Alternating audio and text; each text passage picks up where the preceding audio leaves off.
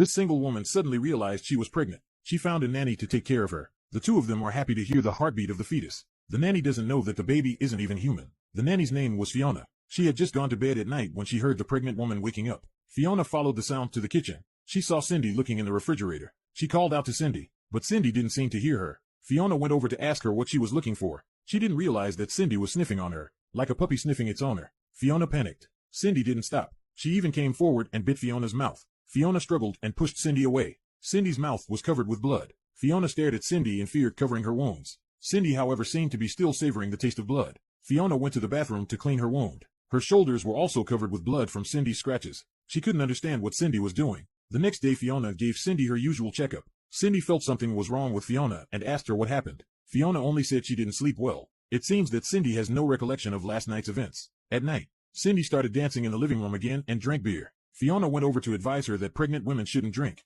but Cindy said it wouldn't hurt the baby. But when it was time to go to bed, Cindy still felt bad. Fiona stayed with her for a long time before she fell asleep. Midnight, Cindy suddenly opened her eyes while she was sleeping. Fiona, who was still awake next to her, froze. She noticed that Cindy's eyes had changed color. Cindy sleepwalked out. Fiona followed quietly behind. She wanted to see what she was up to. Cindy went all the way to the underpass on the street. Fiona hid behind her. She saw Cindy picking up a stray cat.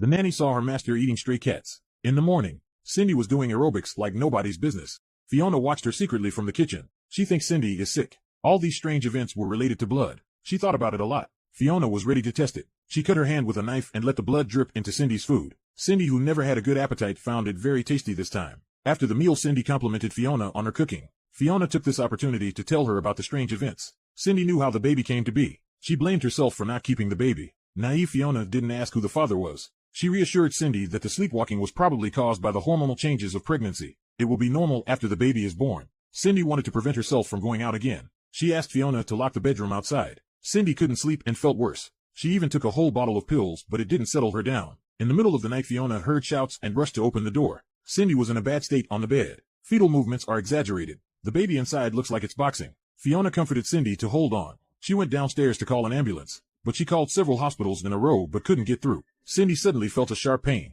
The baby had scratched her belly. The pain made her scream. Fiona heard the screams and rushed up. When she arrived at the bedroom door, she was shocked by the horrible scene in front of her. Cindy was lying in a pool of blood. A big hole had been cut in her stomach. Fiona kissed the dying Cindy to give her last comfort. There was a sudden noise behind her. Fiona saw something crawling on the ground. She went up to it with her pistol. The thing on the ground was Harry. The umbilical cord was wrapped around his neck. Fiona knelt down and untied it.